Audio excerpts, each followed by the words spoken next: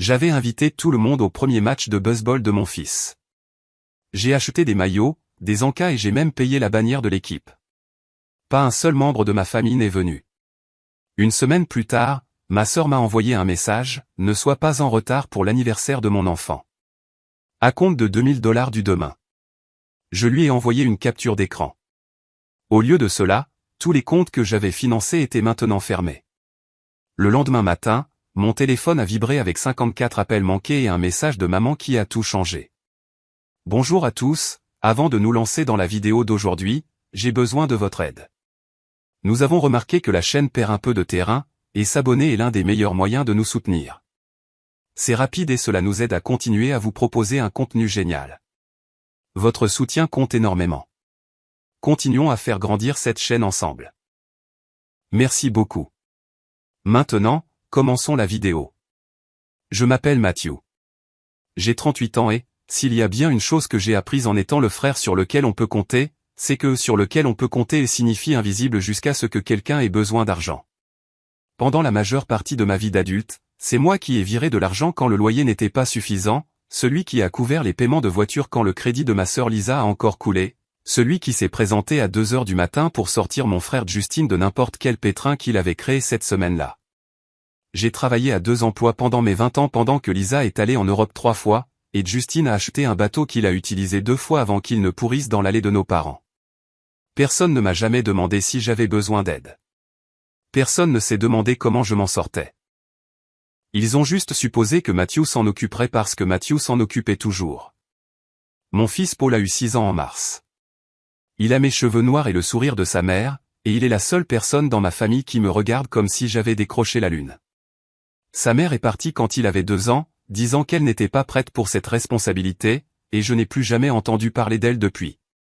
Alors, ce n'est que Paul et moi qui construisons une vie dans un petit appartement de l'autre côté de la ville, loin de la maison où j'ai grandi, la maison où mes parents vivent toujours, la maison où Lisa est retournée après son 3e projet commercial raté, la maison où Justine s'écrase entre les copines et les opportunités qui ne se sont jamais concrétisées. J'ai couvert les impôts fonciers 2 fois au cours des 5 dernières années. J'ai payé la réparation du toit après la tempête de verglas.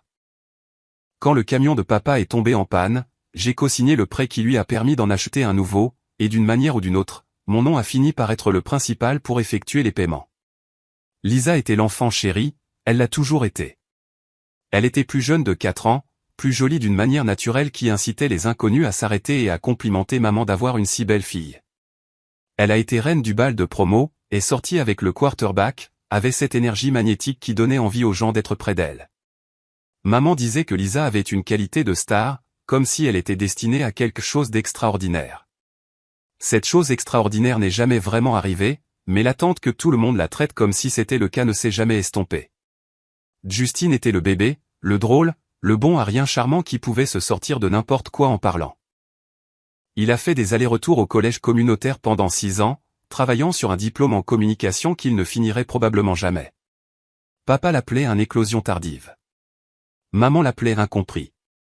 Je l'appelais 32 ans et vivant gratuitement pendant que je jonglais avec les frais de garderie et les courses avec un budget plus serré qu'une corde de piano. Et moi, j'étais Matthew. Solide, fiable, ennuyeux Matthew qui travaillait dans la gestion informatique, conduisait une Honda vieille de 7 ans et ne causait jamais de problème. Je n'avais pas besoin de qualité de star ou de charme. J'avais juste besoin d'être là quand les factures arrivaient à échéance. La saison de baseball de Paul a commencé en avril. Il en parlait depuis des mois, s'entraînant à frapper dans le salon avec une batte en plastique, regardant des vidéos de joueurs professionnels sur mon téléphone. L'excitation dans ses yeux quand je lui ai dit que je l'avais inscrit valait chaque heure supplémentaire de travail. Je voulais que son premier match soit spécial. Pas seulement spécial, mais le genre de souvenir qui resterait gravé en lui pour toujours.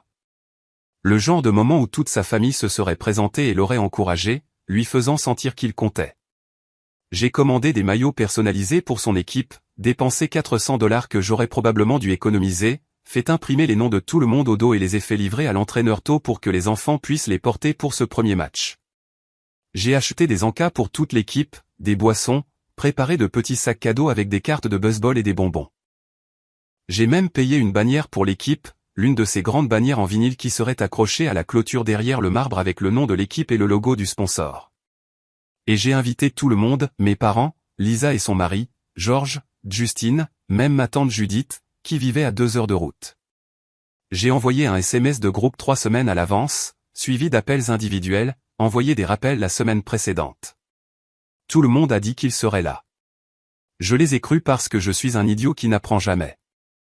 Le jour du match était un samedi fin avril, l'un de ces matins de printemps parfait où le ciel est d'un bleu vif et l'herbe a encore cette nouvelle couleur verte éclatante.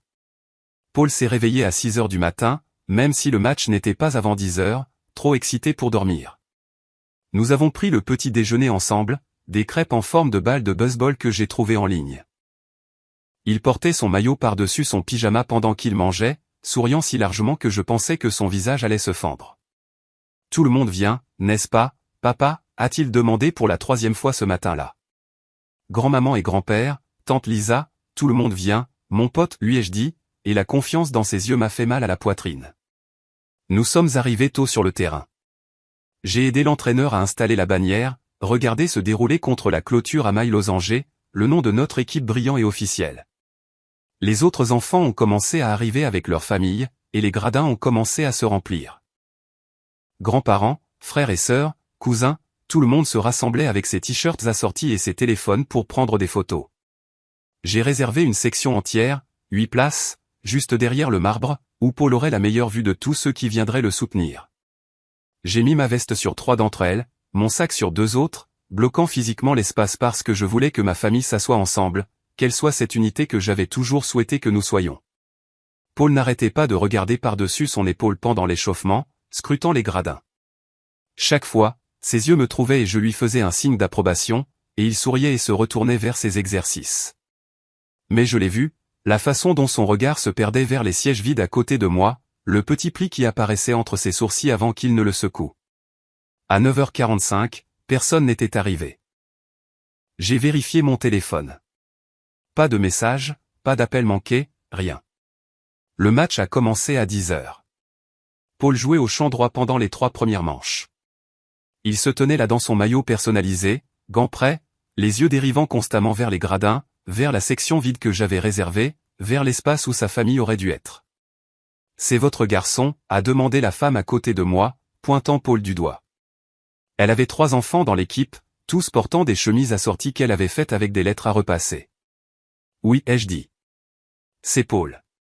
Premier match. » Elle jeta un coup d'œil au siège vide à côté de moi, et j'ai vu quelque chose comme de la pitié traverser son visage avant qu'elle ne se reprenne. C'est tellement excitant. Ils grandissent si vite.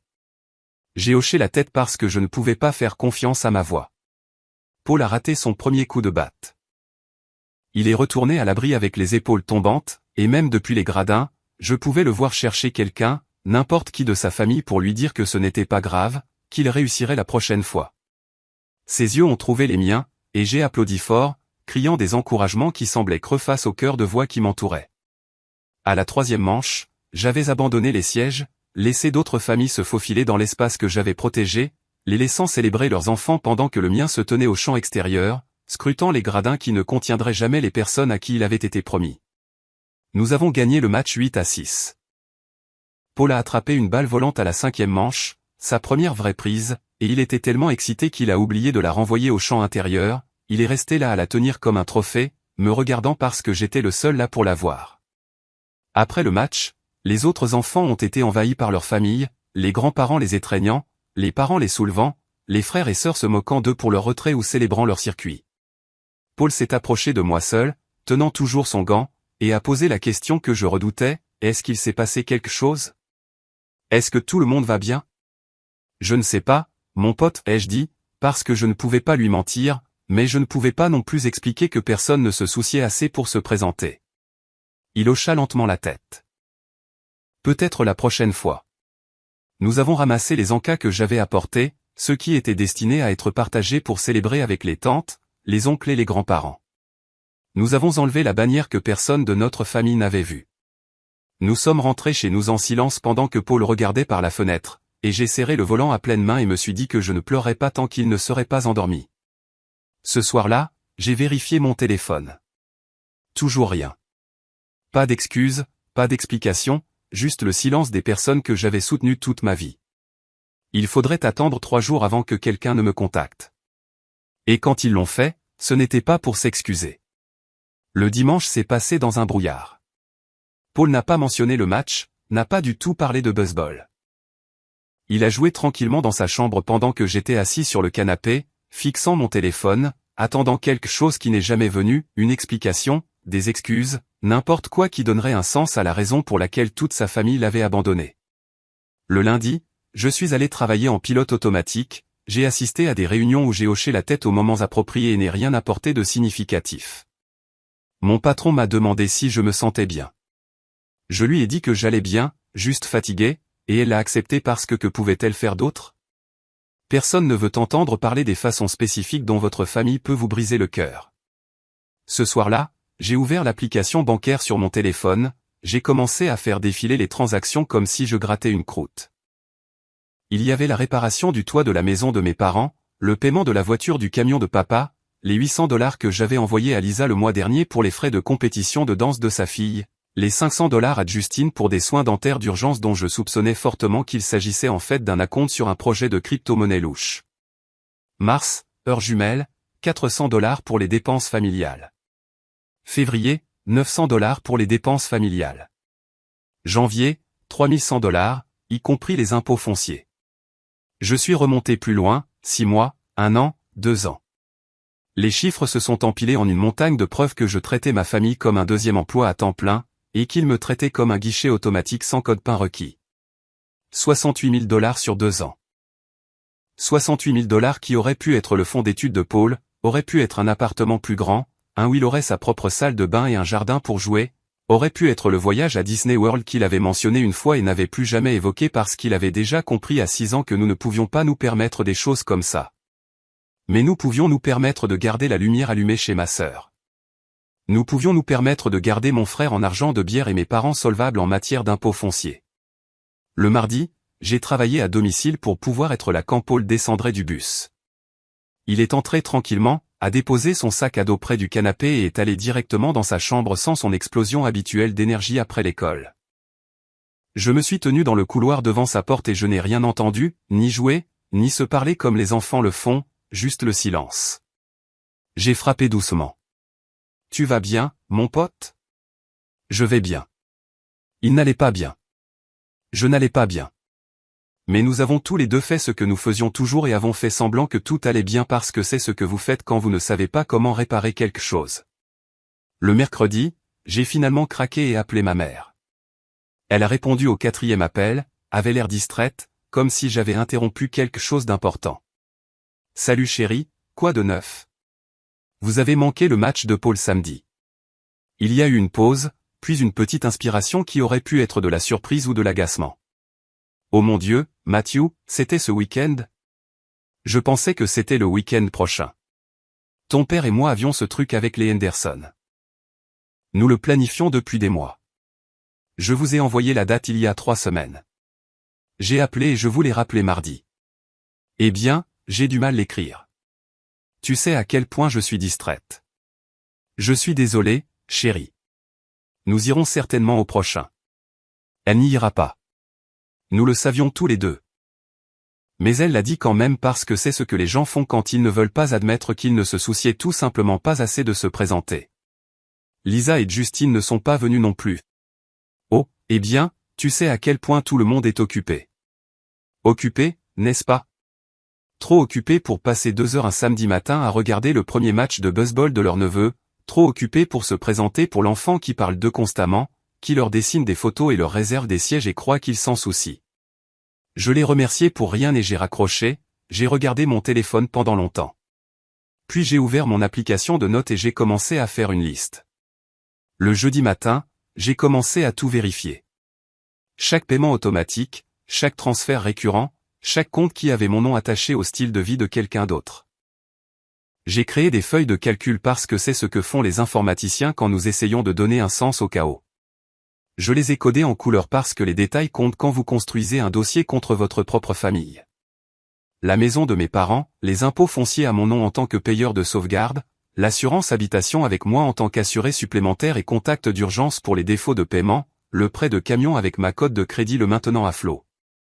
Les comptes de Lisa, je payais son téléphone portable, son assurance automobile, les cours de danse de sa fille Mélissa, la gymnastique et les services de streaming premium dont elle ne pouvait pas se passer.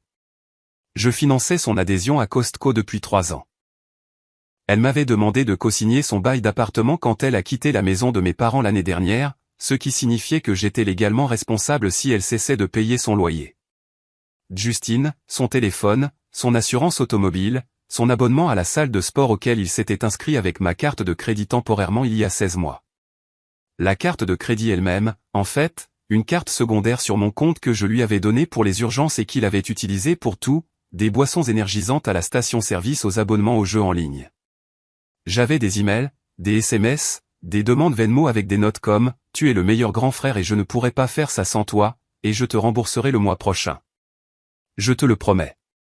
Le mois prochain n'est jamais arrivé. Le paiement n'est jamais arrivé. Juste plus de demandes, plus d'urgence, plus de raisons pour lesquelles ils avaient besoin de moi pour combler le fossé entre ce qu'ils voulaient et ce qu'ils pouvaient se permettre. Il y avait un fil de discussion particulièrement révélateur de Noël dernier. Lisa m'avait envoyé un texto le 20 décembre en panique parce qu'elle n'avait encore acheté aucun cadeau et qu'elle n'aurait pas d'argent avant les vacances. Pourrais-je lui avancer 1 200 $ juste cette fois? Elle me rembourserait avec sa déclaration d'impôt. J'avais envoyé l'argent. Elle avait renvoyé une photo de Mélissa entourée de cadeaux emballés, avec la légende « Meilleur Noël de tous les temps ». Aucune mention de celui qui avait réellement payé pour cela. Aucun remerciement dans le chat de groupe où elle a posté des photos du haul de Mélissa.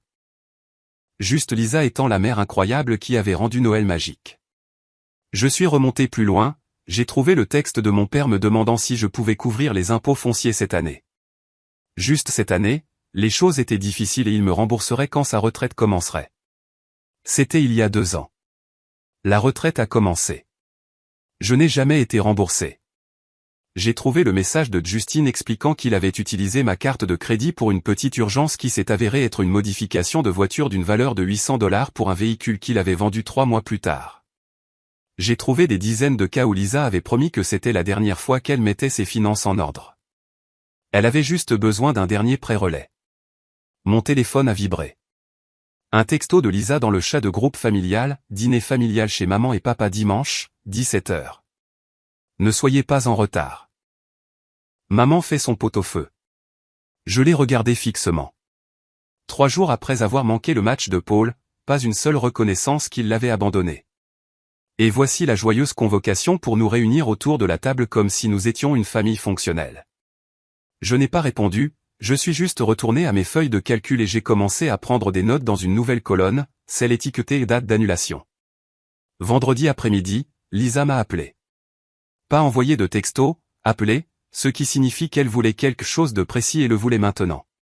Salut, Matthew, a-t-elle dit de cette voix brillante et joyeuse qu'elle utilisait quand elle était sur le point de demander de l'argent, un petit service.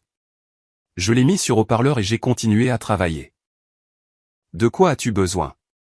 Alors, l'anniversaire de Mélissa approche dans 2 semaines, et nous organisons cette incroyable fête de princesse à cet endroit dans le centre commercial, tu sais, celui avec les châteaux gonflables et le maquillage. Quoi qu'il en soit, ils ont besoin d'un acompte d'ici demain pour réserver, et c'est 2000 $, ce qui est tout à fait raisonnable compte tenu de tout ce qui est inclus, mais le chèque de commission de Georges ne sera encaissé que mercredi. Et je me demandais si tu pouvais juste le couvrir rapidement. Nous te rembourserons dès que ce chèque sera encaissé. 2000 $ pour une fête d'anniversaire d'une fillette de 6 ans alors que mon fils jouait avec un gant de baseball que j'avais acheté en liquidation et portait des chaussures de Target qui étaient une demi-taille trop grande pour qu'elles durent plus longtemps. C'est beaucoup d'argent pour une fête d'anniversaire, ai-je dit prudemment. Oh mon Dieu, Matthew, c'est son anniversaire. On a 7 ans qu'une fois. De plus, tous ses amis viennent et leurs parents seront là, et tu sais comment ces choses se passent. Tout le monde organise ces grandes fêtes élaborées maintenant, et je ne peux pas laisser Mélissa être celle avec la fête ringarde au parc ou autre. Tu es allé au match de Paul samedi dernier? Silence à l'autre bout du fil, assez longtemps pour que je pense qu'elle avait peut-être raccroché. Quoi?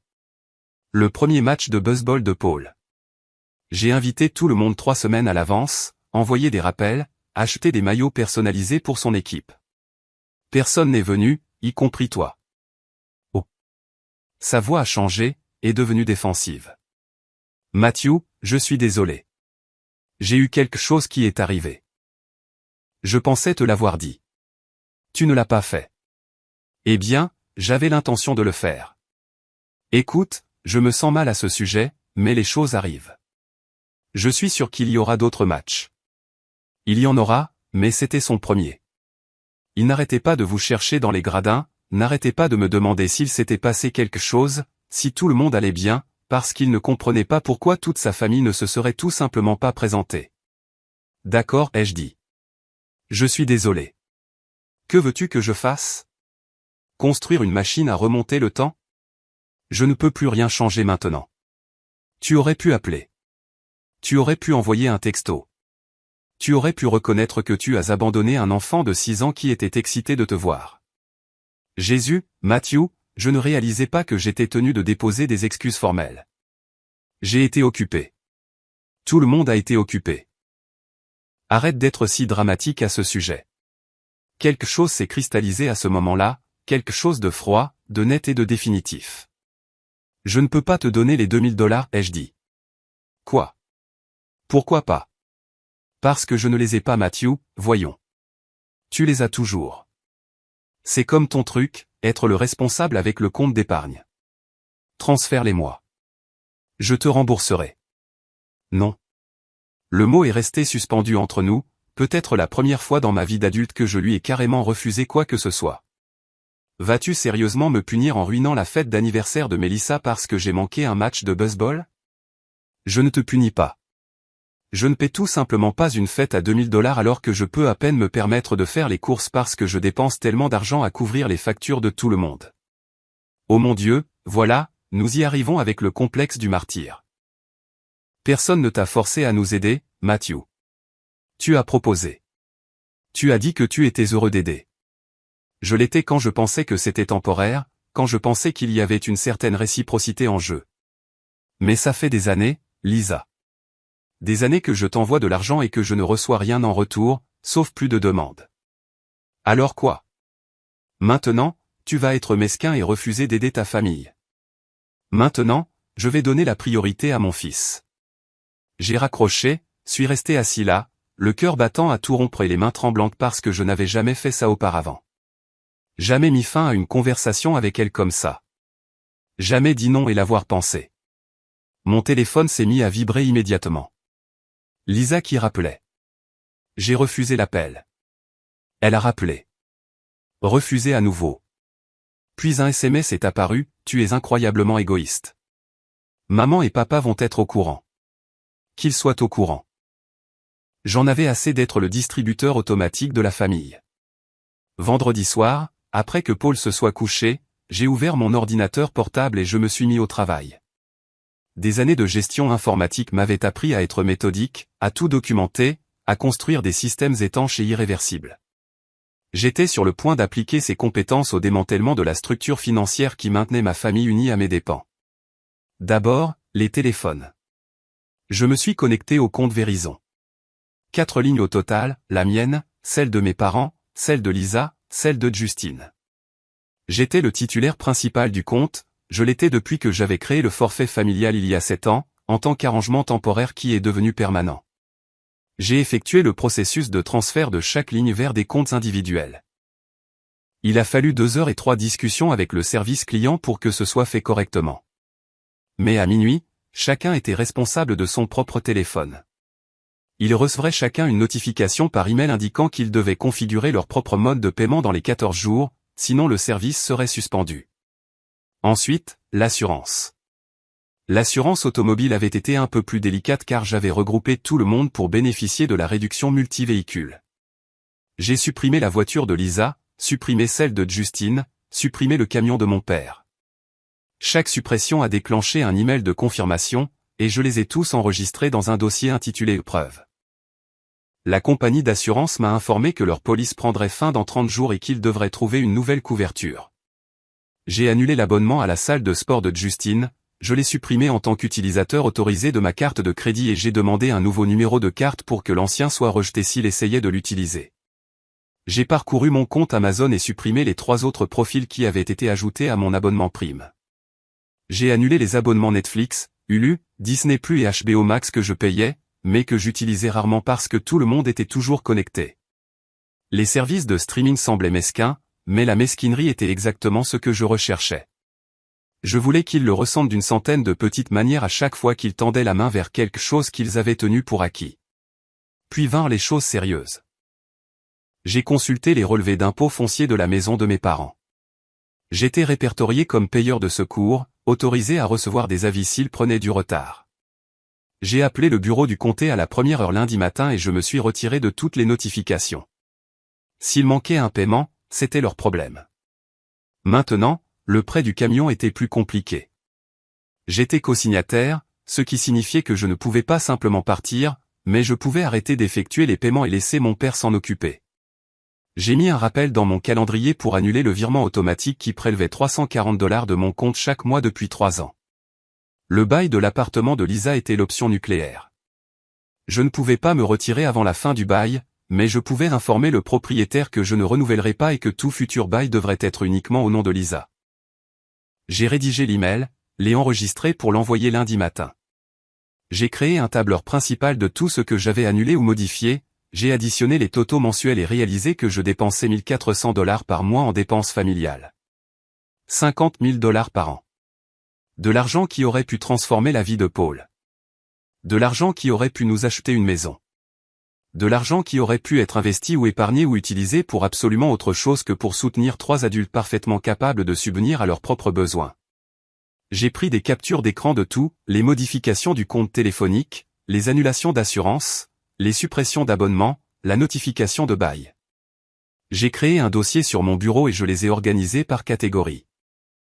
Ensuite, j'ai tout sauvegardé sur le cloud parce que je ne suis pas idiot et je savais que ça allait mal tourner. Mon téléphone a commencé à sonner vers 21h dimanche. Le numéro de mon père. J'ai laissé la messagerie vocale prendre l'appel. Il a laissé un message me demandant de le rappeler au sujet du paiement du camion, a dit que la banque l'avait informé qu'il avait été rejeté. 30 minutes plus tard, ma mère a appelé, puis Lisa, puis Justine. Je les ai tous ignorés, je me suis fait une tasse de thé et j'ai ouvert mon application photo. J'ai trouvé les photos que j'avais prises au match de Paul. Il y en avait une où il se tenait dans le champ extérieur, gants prêts, les yeux rivés sur les gradins, à la recherche de personnes qui n'arriveraient jamais.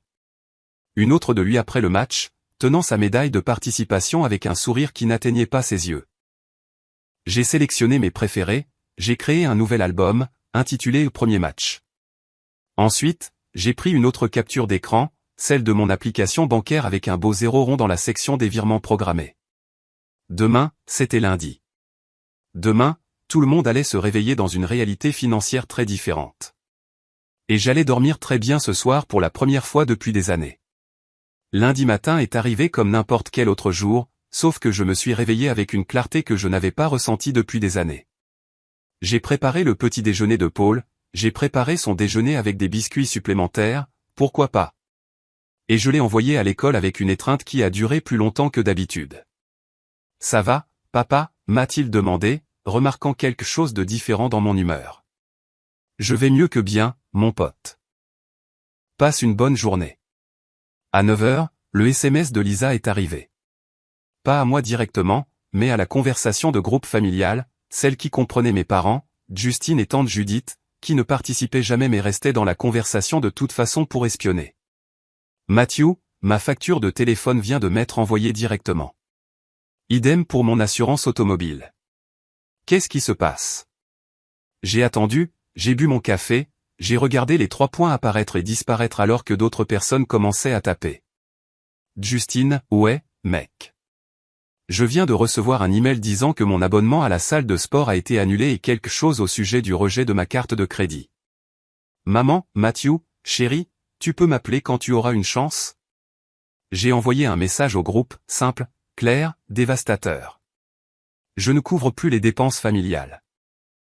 Chacun est responsable de ses propres factures à partir de maintenant. Joint à ce message, il y avait une seule capture d'écran, mon application bancaire affichant la page des virements programmés. Chaque paiement récurrent qui était versé à divers membres de la famille était maintenant répertorié comme annulé. Les appels téléphoniques ont commencé immédiatement. Papa d'abord, puis Lisa, puis ma mère à nouveau. Je les ai tous laissés aller à la messagerie vocale. Au lieu de cela, j'ai envoyé un autre message au groupe, cette fois avec une pièce jointe, la photo de Paul à son match, debout seul dans le champ extérieur, regardant les gradins vides. C'est pour ça. Pendant 10 minutes, la conversation est restée silencieuse. Puis Lisa a explosé. Tu te fous de moi, là? Tu coupes tout le monde parce qu'on a manqué un match. Pas un match, ai-je répondu.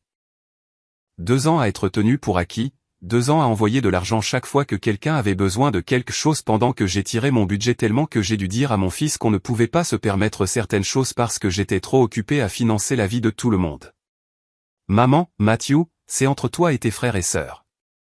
S'il te plaît, ne nous entraîne pas dans le drame que tu as avec Lisa. Tu étais censé venir au match de Paul. Tu lui as dit que tu serais là. Il t'avait gardé une place. Papa a appelé. J'ai répondu cette fois.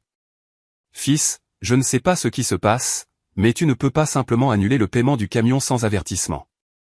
La banque menace de le reprendre. Alors faites le paiement vous-même. Je ne l'ai pas en ce moment. Tu le sais. C'est pour ça que tu as aidé. J'ai aidé pendant 3 ans, papa. Pas 1 mois, pas 6 mois. 3 ans de $340 par mois que je pouvais à peine me permettre. Quand comptais-tu prendre le relais?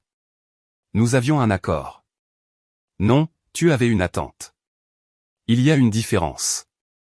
J'ai raccroché, bloqué son numéro, bloqué celui de Lisa, bloqué celui de Justine, quitté la conversation de groupe entièrement avec un dernier message, si vous avez besoin de quelque chose, engagez quelqu'un. J'en ai fini d'être le distributeur automatique de la famille. À midi, les retombées étaient spectaculaires. Lisa avait publié un message vague sur Facebook au sujet de la trahison familiale et des frères et sœurs ingrats. 3 de mes cousins avaient envoyé des SMS me demandant ce qui se passait. Ma tante Judith a réellement appelé, ce qui pourrait être la première fois qu'elle initiait un contact en 5 ans. Ta mère est très contrariée, a-t-elle dit, comme si c'était mon problème. Ma mère a manqué le premier match de baseball de son petit-fils sans excuse ni explication. Je suis très contrarié aussi. La famille est censée rester unie, Matthew. Je suis d'accord. Où était ma famille quand Paul avait besoin d'eux? Elle n'avait pas de réponse à cela. Personne n'en avait. Les emails ont commencé à arriver vers 14 heures. Les notifications de Verizon indiquant que les lignes de Lisa, Justine et de mes parents seraient suspendues dans 14 jours sans paiement. Les confirmations d'annulation d'assurance. Un avis du propriétaire de Lisa reconnaissant mon intention de quitter le bail à la fin de sa durée. Puis, à 16h47, mon téléphone a commencé à vibrer avec un barrage d'appels. J'ai vérifié le journal des appels. 54 appels manqués. 54 tentatives distinctes de me joindre de divers membres de la famille. Certains numéros que je ne reconnaissais même pas. Et un SMS de ma mère qui était différent de tous les autres. Pas d'exigence, pas de culpabilisation, juste 8 mots, Matthew, s'il te plaît. Nous devons parler. Je suis désolé. Je n'ai pas répondu au SMS de ma mère tout de suite.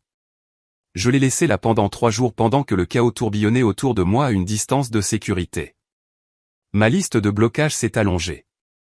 Le message Facebook de Lisa est devenu plus frénétique et moins cohérent. Quelqu'un, probablement Justine, était allé chez mes parents et avait essayé de les rallier à une intervention. Cela n'avait pas d'importance. J'avais déjà commencé à aller de l'avant. J'ai ouvert un nouveau compte d'épargne pour Paul, j'ai transféré les $4200 qui auraient été consacrés aux dépenses familiales ce mois-ci, j'ai regardé le solde augmenter et j'ai ressenti quelque chose comme la paix s'installer en moi. C'est ce que cela aurait pu être depuis le début. C'est ce que mon fils méritait. Jeudi après-midi, ma mère s'est présentée à mon appartement. Je l'ai vue à travers le Judas, debout dans le couloir avec son sac à main serré devant elle comme un bouclier. Pendant un instant, j'ai envisagé de ne pas répondre, mais Paul était à l'école, et j'avais des choses à dire qui devaient être dites. J'ai ouvert la porte, mais je ne l'ai pas invitée à entrer. Matthew, a-t-elle dit, et sa voix était plus petite que je ne l'avais jamais entendue. Pouvons-nous parler?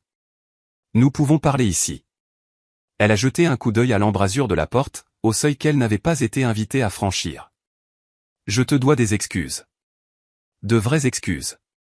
Pas le rejet que je t'ai donné au téléphone. D'accord. Nous aurions dû venir au match de Paul. Je n'ai pas d'excuses. L'affaire avec les Henderson n'était pas plus importante. Rien n'était plus important, et je le savais. Mais je savais aussi que tu comprendrais parce que tu comprends toujours. Elle s'est arrêtée.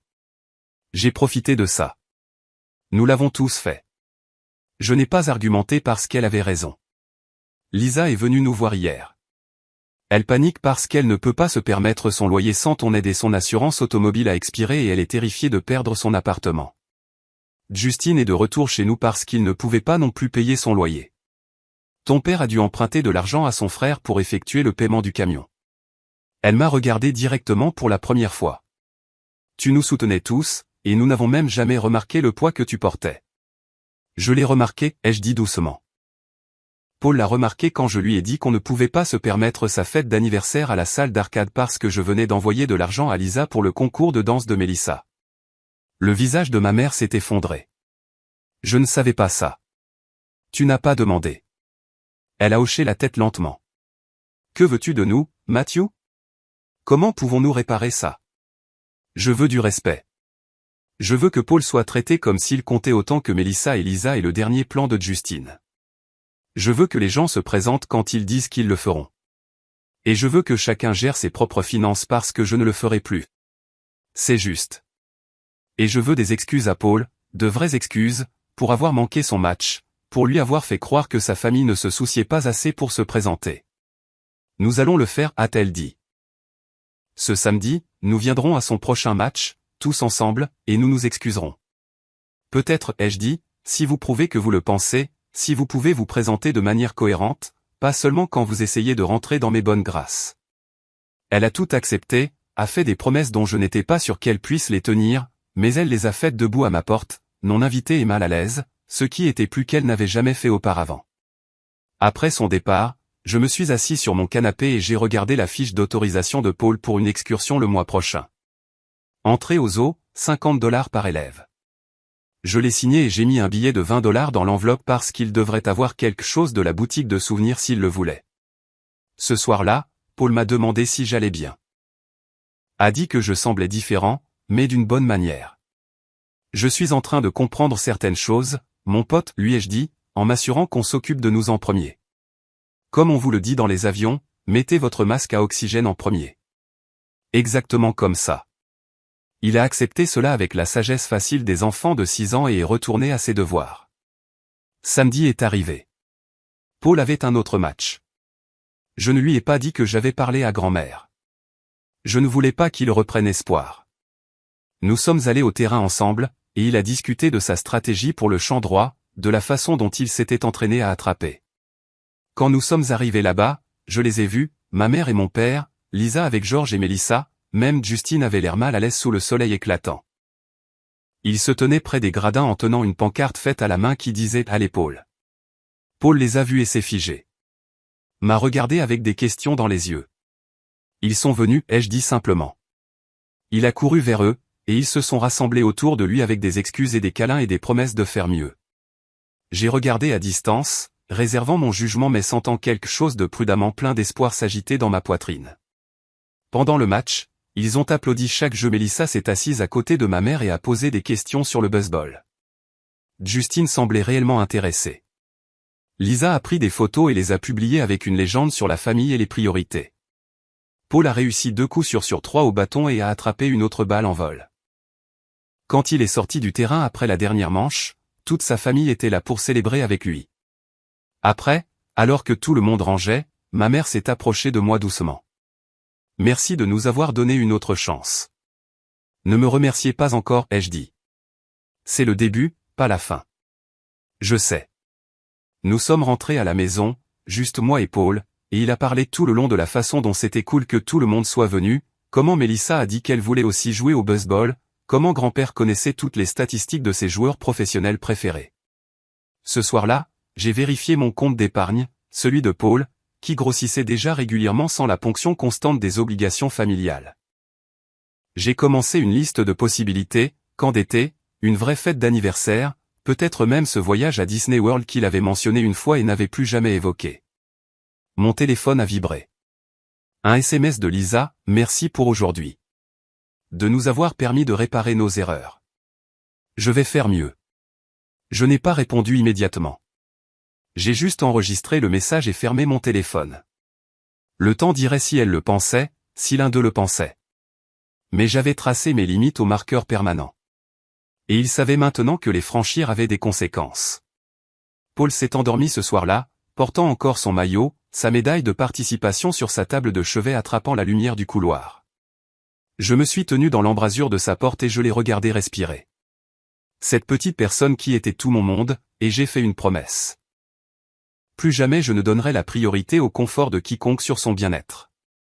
Plus jamais je ne serai l'invisible qui se présentait pour tout le monde sans rien recevoir en retour.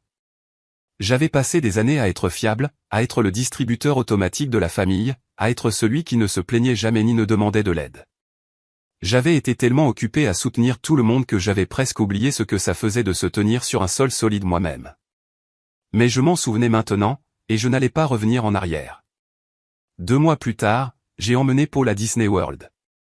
Juste nous deux, 4 jours de magie et de création de souvenirs financés entièrement par l'argent qui disparaissait autrefois dans les besoins infinis de ma famille.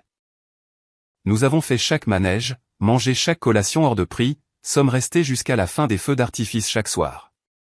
Le dernier jour, alors que nous attendions notre vol de retour, Paul s'est appuyé contre moi et a dit « C'était le meilleur voyage de tous les temps, papa. » Ouais, mon pote. C'était vraiment le cas. Mon téléphone était éteint. Ma famille savait qu'il ne fallait pas me déranger, et pour la première fois depuis des années, je me sentais complètement, parfaitement libre.